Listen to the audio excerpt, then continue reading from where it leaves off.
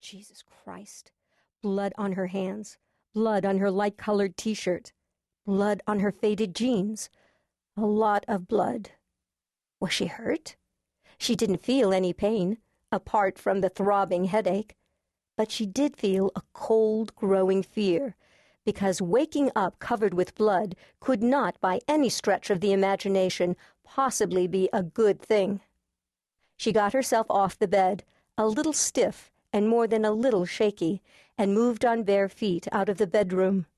Quickly but cautiously, she checked her surroundings to reassure herself that she was alone, that no immediate threat existed here. The second bedroom was neat as a pin, and looked as though it hadn't been used recently, which was probably the case.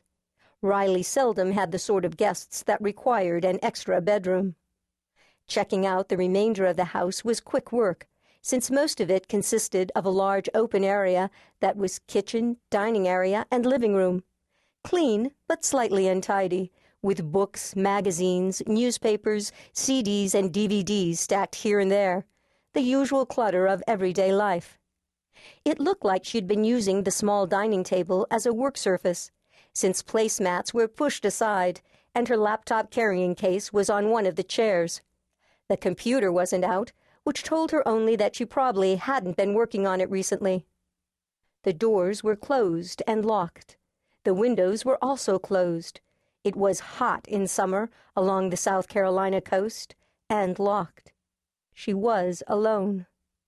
Nevertheless, Riley took her weapon along when she went into her bathroom and checked behind the shower curtain before she locked herself in the relatively small room. Then she suffered another shock when she looked into the mirror above the vanity. More dried blood was on her face, smeared across her cheek, and some appeared to be matted in her pale hair. Thickly matted. Shit.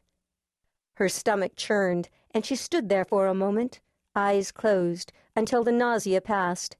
Then she laid her weapon on the vanity and stripped to the skin. She checked every inch of herself and found nothing. No injury, not even a scratch. It wasn't her blood. That should have been reassuring. It wasn't. She was covered with blood, and it wasn't hers, which left her with a hell of a lot of unsettling, potentially terrifying questions. What or who had bled all over her? What had happened? And why couldn't she remember? Riley looked down at the crumpled clothing on the floor, then at herself, pale gold with her summer tan, her skin unmarked except for the dried blood on her hands and forearms. Forearms. Somehow or other, she'd literally been up to her elbows in blood. Jesus. Ignoring all the training that insisted she call the local authorities before doing another thing, Riley got into the shower. She made the water as hot as she could stand and used plenty of soap, scrubbing away the dried blood. She used a nail brush to reach the dark slivers of dried blood underneath her fingernails, and shampooed her short hair at least twice. Even after it was clean, after she was clean, she stood under the hot water, letting it beat against her shoulders, her neck, her still sickly pounding head. What had happened? She didn't have the faintest clue. That was the hell of it. She had absolutely no memory of how she'd gotten herself covered with blood. She remembered lots of other things, almost all the important stuff, really. "Your name is Riley Crane," she muttered aloud, trying to reassure herself that something wasn't terribly wrong. "You're 32 years old, single, and a federal agent assigned these last 3 years to the Special Crimes Unit. Name, rank, serial number, more or less. Knowledge she was certain of. No amnesia there. She knew who she was. An army brat with 4 older brothers, she'd grown up all over the world, had a rich and varied education, a wide range of training of a kind few women could claim, and had been able to take care of herself from a very young age.